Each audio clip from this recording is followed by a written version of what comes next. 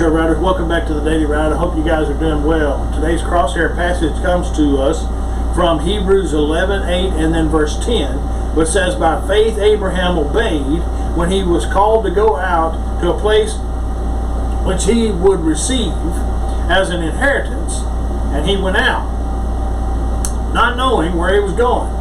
For he wanted search for a city which foundations and whose builder and maker is God." Daily fire thought for today is that this is my comfort in my affliction, for your word has given me life.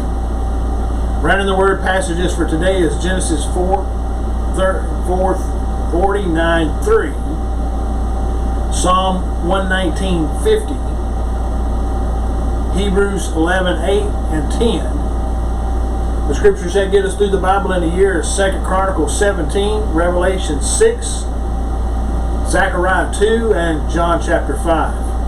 Today we're going to be talking about evangelism strengthens nations.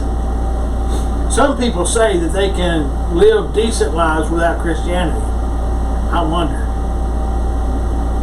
We can all too easily forget that the very idea of decency comes from Christianity. We can briefly live without breathing, without food and water for a bit, and without light for a while, but not forever. The Christian capital invested in the West by previous generations of believers will eventually be exhausted. We cannot live on the spiritual capital invested by past generations. We must be wealth creators. Spiritual wealth, the riches of faith. It is Jesus alone who can save, not Socrates or Plato. The condition of freedom, for freedom, is eternal vigilance. But vigilance alone will fail without faith in God. Freedom is a side effect of godliness. You cannot have an effect without a cause, and you cannot have freedom without faith in Jesus. Many countries that people visit, or places around the world, have no Christian tradition to shape their policies. It was Abraham who began a better order.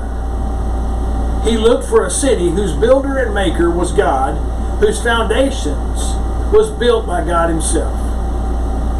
A foundation reinforced with Bible faith is what distinguishes nations and will extinguish them if abandoned.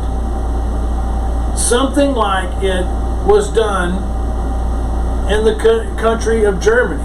Several years and centuries of liberal rationalistic thought and Bible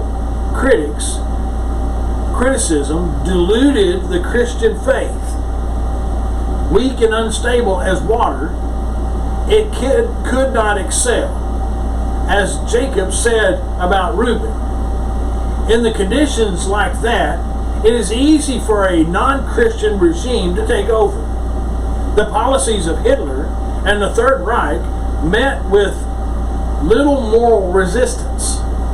In the 18th century, the experiment of a Christless state brought the terror to France, with the slaughter of 2 million people. Britain was spared from it, mainly because of the impact of the Wesley Whitefield revival movement. It will take at least a generation for Russia to recover from its 70 years of imposed atheism. Worse, perhaps, are the forms of Christianity which are corrupted and manipulated and mutilated beyond recognition. They devalue the gospel by unbelieving theories or gross superstition and idolatry. They impart no freedom because they do not have it. This cries out from the full-blooded gospel evangelism. God bless you guys. I hope you'll continually follow me here on the Daily Ride. I'll see you on the next trail ride.